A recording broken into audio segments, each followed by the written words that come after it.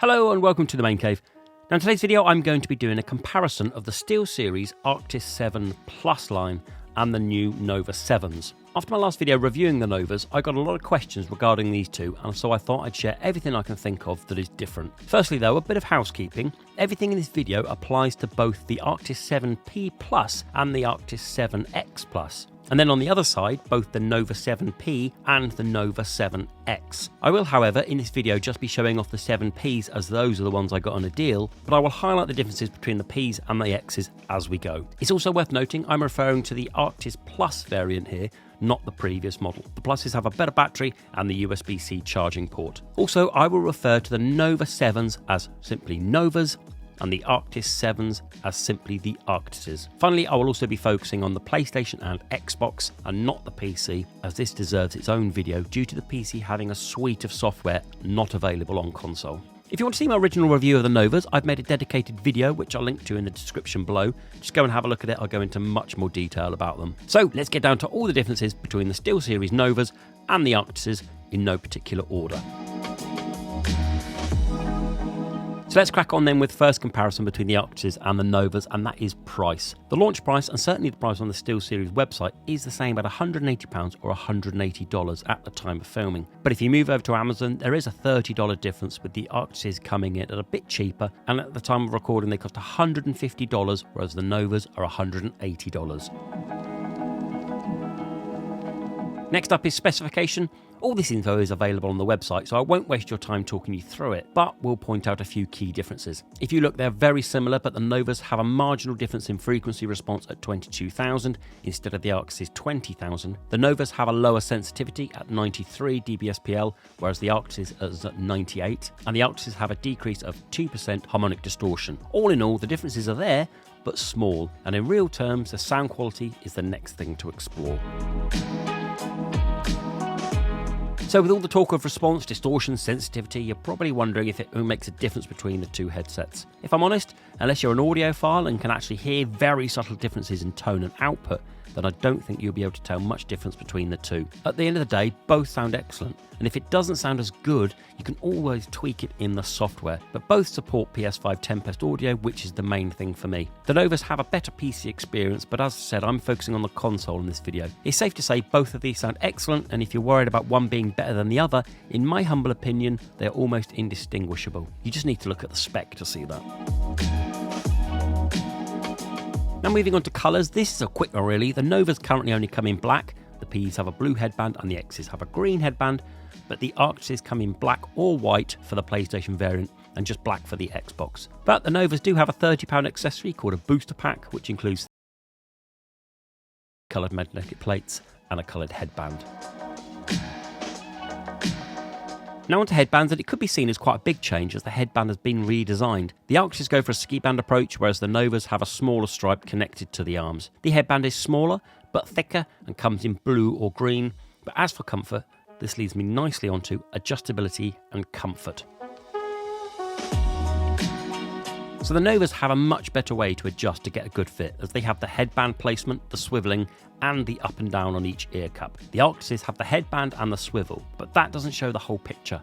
After hours and hours of use between each headset, I actually find them both very comfortable, but I do find the Novas ever so slightly looser, meaning there isn't that warm pressure around the ears that you get with the Arctises. Admittedly, I use a pair of Wicked cushions on both headsets, which helps, but in no way do I find either headset uncomfortable, and with the Wicked cushions on, I can use either pair for hours without discomfort. It's just if you are coming from the Arctises, you may feel they're a touch looser than you were used to. I got a few comments on my Novas review with people saying they found the Novas to be too uncomfortable after a couple of hours use, so it's worth noting that just in case. I personally haven't had any issue, but I don't think there's anyone who's ever had comfort issues with the Arctises. Also, when adjusting, you may want to take into consideration the ear cups. As I mentioned earlier, I've swapped my Nova cups out for a pair of Wicked cushions, which makes this section a moot point, but nonetheless, if you don't want to change them out, there are some significant differences. Firstly, similarities. They feel exactly the same outer material and the same inner padding, but the differences are in size. The Novas are a few millimetres smaller in diameter and a few millimetres deeper, which make quite a bit of difference, as my ears never rubbed on the inner lining as they did ever so slightly with the Arctises. The size of the ear cup diameter didn't really have an impact on comfort for me, and both fitted me very well. So both headphones have a power button, USB-C charging, 3.5mm headphone port, volume wheel, side tone wheel, but the Arctis have a mobile cable port, which the Novas don't have. And most importantly, the Novas have a Bluetooth connection button. So onto Bluetooth, and arguably the most important difference, and the one for me that is the deal breaker. It is that the Novas have simultaneous Bluetooth connectivity, whereas the Arctises don't. Just pair up the phone, and when you turn the headset on, it automatically launches. You can then listen to music or get notifications through the headset while gaming. This is an absolutely killer feature for me, and it needs to be on all gaming headsets from here on. Now, this is probably a completely personal opinion, but hey, I can't believe I'm the only one that suffers with this. The volume wheel is on the underside of the left ear cup of the Arctises and protrudes so much that when I turn my head, I would turn the volume up and down. A small thing, but a massive pain. The Novas don't have this issue, as it is recessed enough not to be an issue. Now hook up both the Novas and the Arctises to a PC and you can tweak the sound settings as much as you like. In terms of differences though, the Novas have a separate section for changing Bluetooth settings, but that's it. They have the same EQ, the same presets, and the same mic settings.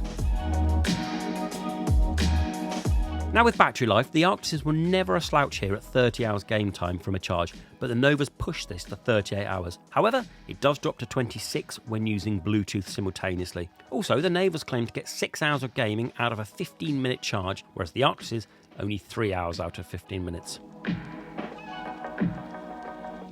Now it's up to compatibility. While both the Novas and the Arctises give you plenty to connect to, the Novas connect to a few more devices simply due to having Bluetooth. So they will connect to things like an iPhone, an iPad, or anything Bluetooth, something the Arctises can't do, and that has to be over USB or 3.5mm. The X version of both the Arctises and the Novas connect to the Xbox and the PlayStation, whereas the Arctises and Nova Ps just connect to the PlayStation. Now finally, the mic. For me, I've never had an issue with both mics, and I found these both to be brilliant. Both produce nice, clear, loud voice comms, which are perfect for whoever is listening to you. The difference really is the aesthetics. The Novas sit flush, whereas the Arctises stick out a touch. But that's it really. If you do, however, want to use this on a PC, the Novas use a separate software to enhance the mic, which is superb. That's not available on console. So there we have it then. There are the differences and the similarities, some big, some small, but it's pretty much everything I can think of. If there's anything I've missed out you want me to check on, do let me know down in the comments below. I think the two main takeaways from this are Bluetooth on the Novas and maybe the comfort on the Novas, but that's depending on you. Please do let me know down in the comments below. While you're down there, subscribe, stick a thumbs up, mean a lot to me. Till the next video, bye bye.